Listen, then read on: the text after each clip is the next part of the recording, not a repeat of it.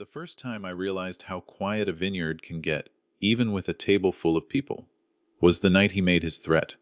We were sitting on my terrace in Napa Valley, the long oak table polished, candles flickering between plates of lamb and rosemary potatoes. The vines stretched behind us like obedient soldiers, row after row, 40 years of my life rooted in that soil. I built this place from a bankrupt hillside and a second mortgage, one harvest at a time. Every bottle carried my name, my sweat, my compromises. Across from me sat Daniel Whitmore, my daughter's fiancé, tailored suit, calm smile, eyes that never quite softened. He came from money that didn't smell like dirt or fermentation tanks. Venture capital money, clean, fast, predatory. My daughter Emily sat beside him, laughing too loudly, trying too hard. I noticed that before anything else. Mothers notice things like that. Fathers too, if they're paying attention. Daniel raised his glass and complimented the Cabernet, said it had strong potential if scaled correctly. That word scaled landed wrong. Vineyards aren't apps. You don't just grow them faster without breaking something essential. I'm glad you approve, I said. This land isn't for sale. He smiled. Everything is, eventually. Emily shot him a look, half warning, half apology. I told myself I was being dramatic. I wanted to believe this dinner was just a formality, future family, polite lies, nothing more. But I felt it then. That tightness behind the ribs. The instinct you earn after decades of negotiations and betrayals. The sense that someone across the table is already counting what they'll take from you.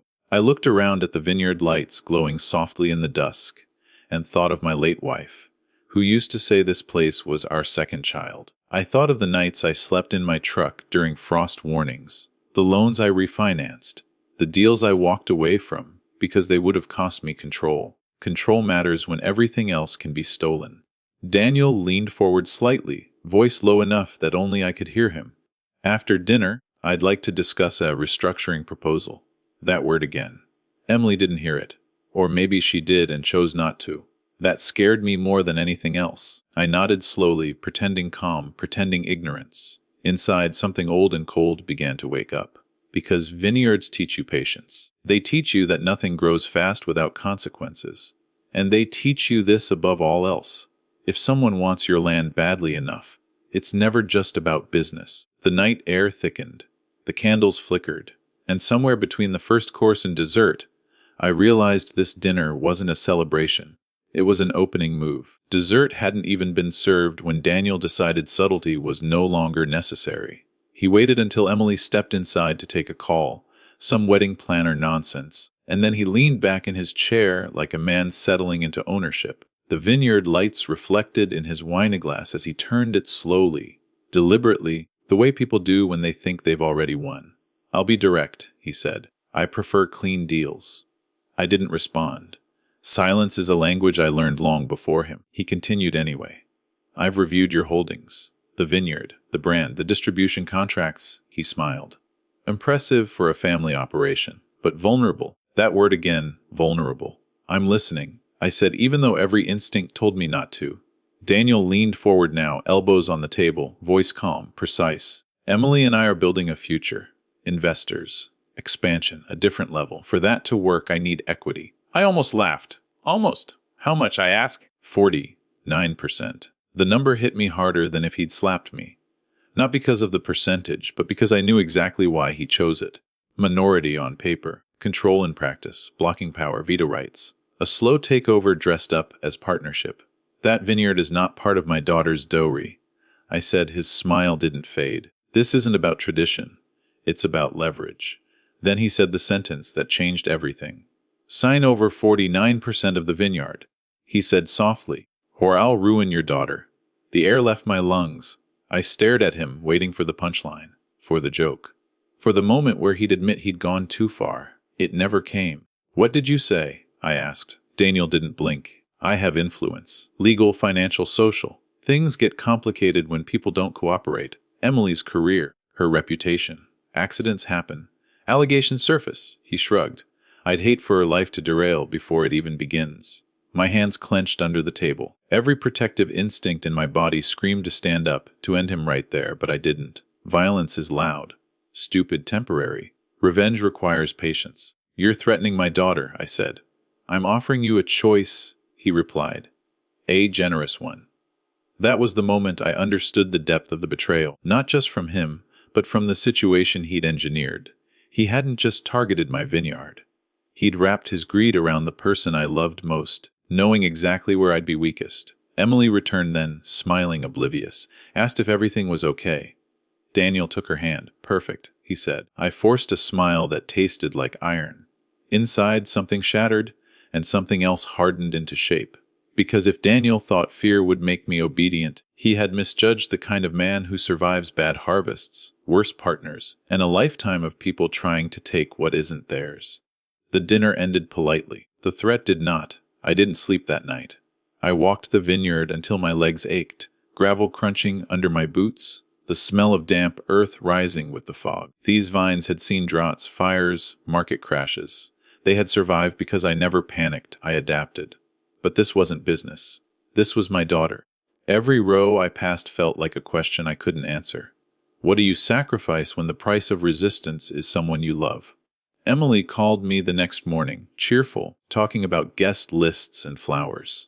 I listened, nodding even though she couldn't see me, my jaw tight enough to crack teeth. I wanted to tell her everything. I wanted to pull her out of that engagement like yanking a hand from a flame. But fear is complicated. Daniel hadn't made an empty threat. I could hear that in his voice. Men like him don't bluff. They document, they prepare, and they always make sure the mess lands on someone else. If I spoke too soon, I could make it worse. If I stayed silent, I became complicit. That contradiction ate at me. I replayed the dinner over and over, dissecting every word, every pause. I wondered how long Daniel had been planning this. Months, years. Had Emily known? Or had she been groomed so slowly she couldn't see the cage forming around her? The idea that she might already be trapped made my chest burn. I sat in my office staring at the framed photo of my wife and Emily on her 10th birthday, both of them barefoot in the dirt, stained purple from crushed grapes. My wife used to say, "People show you who they are when they think you have no choice." Daniel thought I had no choice. That's what scared me most, how close he was to being right. I spoke to my lawyer without names, without details, hypotheticals only. He warned me about coercion, about threats that never appear on paper. "Be careful," he said. "Power doesn't need to announce itself." At night, I imagined worst-case futures, Emily's name dragged through headlines, deals collapsing, whispers that never quite go away. Daniel standing beside her, publicly supportive, privately untouchable. That's how predators win. They make themselves indispensable to the damage they cause. I hated myself for hesitating, for calculating, for weighing land against blood. But then another thought crept in, quieter, sharper. Daniel believed control came from ownership, from percentages, from signatures. He believed fear made people predictable. He had underestimated one thing. I knew this vineyard better than anyone alive. I knew every weak contract, every silent partner, every favor owed and unpaid. And Daniel had left fingerprints, arrogant ones, all over his approach. If I rushed, I'd lose. If I waited, I could protect Emily and destroy the illusion of his power. By sunrise, my fear hadn't vanished, but it had changed shape. It became resolve. Men like him expect outrage or submission, anything loud enough to confirm their control. I gave him neither. I sent a polite text the next morning, thanking him for dinner and saying we'd talk soon. 2 words that cost me nothing and bought me time. Then I started digging. I've spent decades reading contracts the way farmers read weather, looking for what's about to go wrong, not what already has. Daniel assumed I'd focus on his threat. Instead, I focused on his confidence. Confidence always rests on something fragile. I pulled public records first. Shell companies, investment vehicles, trusts layered like a magician's scarves. On paper, Daniel Whitmore was spotless. No scandals, no lawsuits, no obvious skeletons. That alone told me he'd had help cleaning things up. So I went where records don't lie. I called an old distributor in Sonoma who owed me a favor after I saved his business during the fire season. He'd crossed paths with Daniel's firm years ago. His pause on the phone was long enough to matter. "Smart guy," he said carefully. "Aggressive leaves scorch marks." Scorch marks. I liked that phrase. Another call led me to a former partner of Daniel's, now retired early, living well below what his exit package should have allowed. He wouldn't talk at first. Then I mentioned Daniel's name without accusation, just curiosity. The line went quiet. "You're playing with something dangerous," he said finally. "If he's after your vineyard, it's already personal." That confirmed it.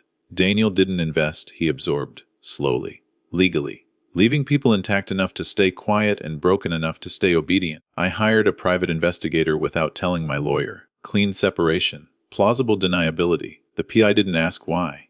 He just asked how deep I wanted to go. All the way, I said. While that machine started turning, I focused closer to home. Emily. I watched more than I spoke. I noticed how often Daniel checked her phone, how he corrected her stories, how her laughter stopped reaching her eyes. One evening, she mentioned postponing a job interview. Daniel thinks it's better if I wait, she said casually. That's when the anger sharpened into clarity. This wasn't just extortion. It was containment. I reviewed my own vulnerabilities next. The Vineyard's finances, silent investors, old clauses I'd inherited and never triggered. If Daniel planned to corner me, I needed to remove every edge he could use. I restructured debt quietly, moved assets legally, invisibly, strengthened positions he assumed were weak. Every move deliberate, boring, unremarkable. Revenge isn't dramatic at first. It looks like paperwork and patience. By the end of the week, the PI sent his first messages. Found inconsistencies. Need more time. I smiled for the first time since the dinner, because inconsistencies mean lies. And lies, once exposed, don't just ruin deals, they ruin people who built their power on appearing untouchable. Daniel thought he'd given me a deadline. What he'd really given me was motivation. I didn't strike first. I shifted the ground beneath him. Daniel expected a response, resistance, negotiation, panic. Instead, weeks passed with nothing but courteous distance. I declined meetings. I let calls go to voicemail. When he pressed, I replied calmly, still reviewing options. That uncertainty irritated him more than defiance ever could. Meanwhile, the quiet work began paying off. The private investigator uncovered what Daniel had buried under layers of legality, patterns of coercive buyouts, non-disclosure agreements signed under pressure, reputations smothered before they could scream. Nothing criminal on its own. Everything damning when assembled. I didn't expose it yet. That would have been reckless. Instead, I applied pressure where he didn't expect it. I contacted a regional distributor Daniel's firm relied on, someone who trusted my judgment. I didn't accuse. I simply withdrew future commitments, citing values misalignment. One conversation turned into three into whispers. Daniel's expansion plans slowed.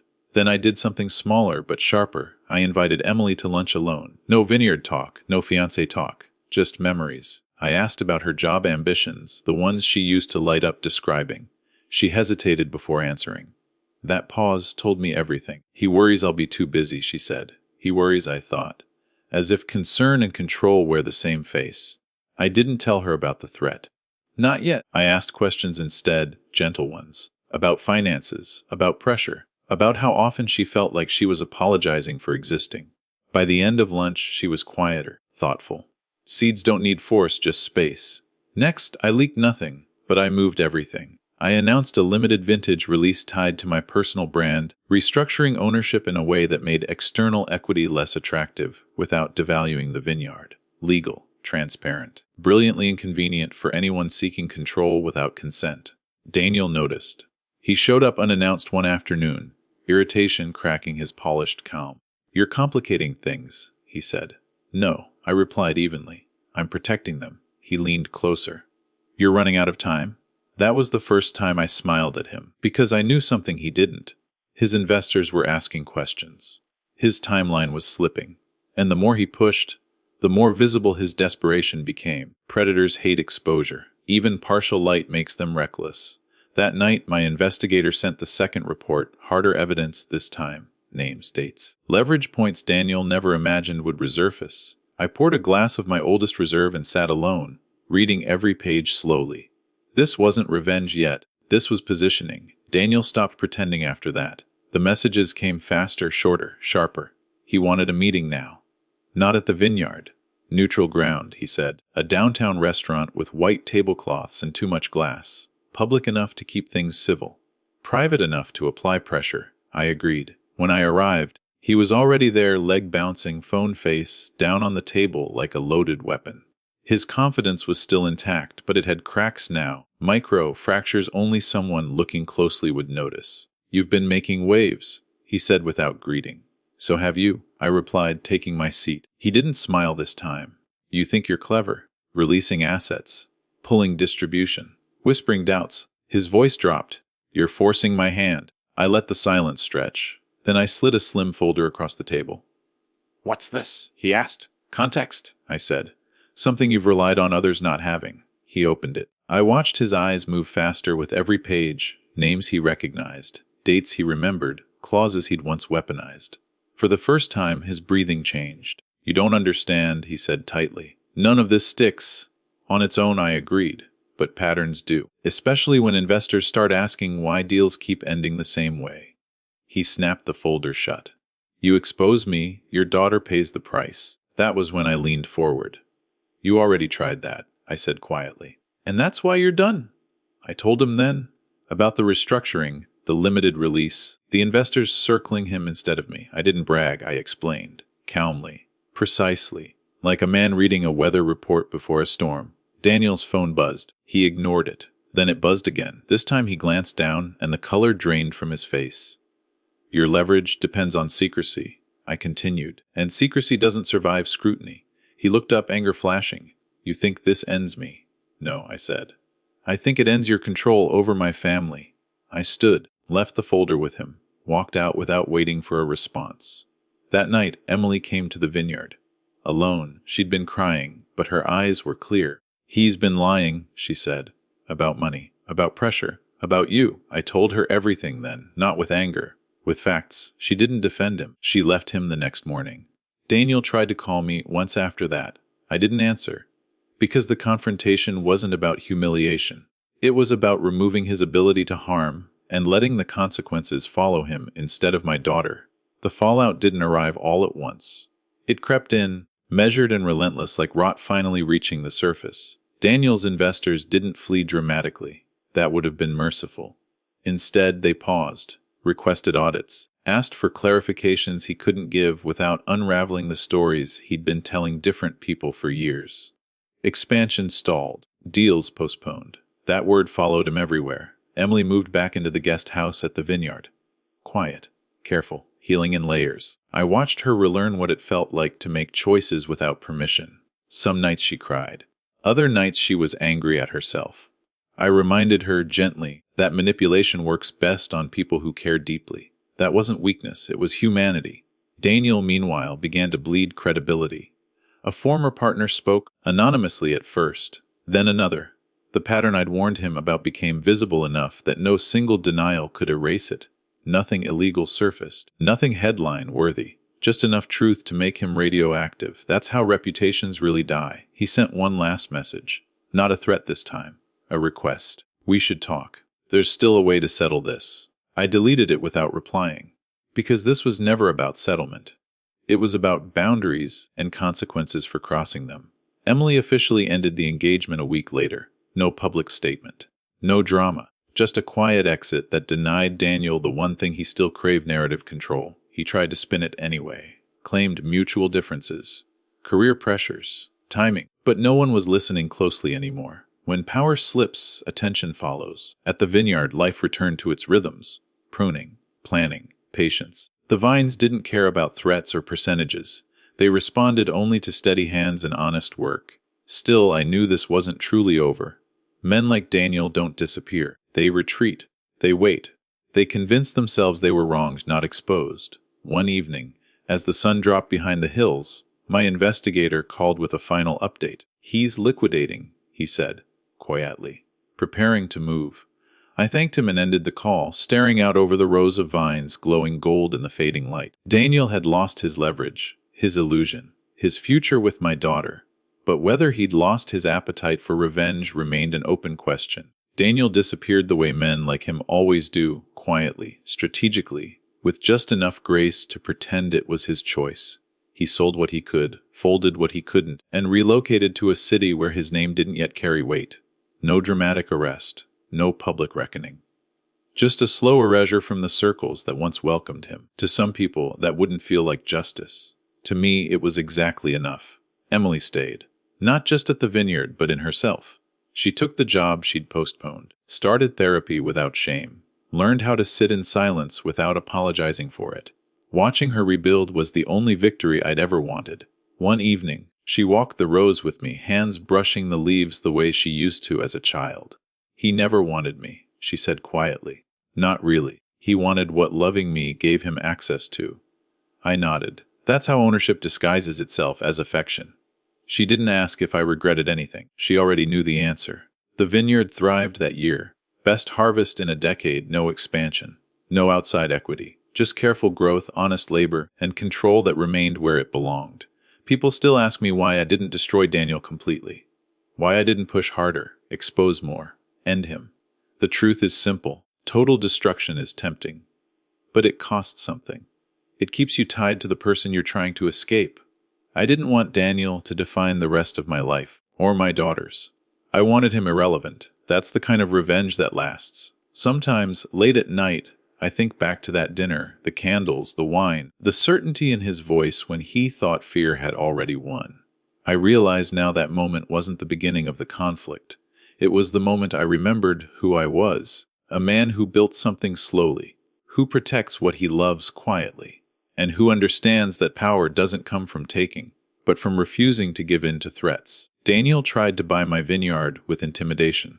What he taught me instead was priceless. Ending closure, the vineyard still stands. My daughter is free. And the man who tried to own us learned the only lesson that matters. Some things cannot be taken, only lost. Moral de la final reflection. The deepest revenge isn't ruining someone's life.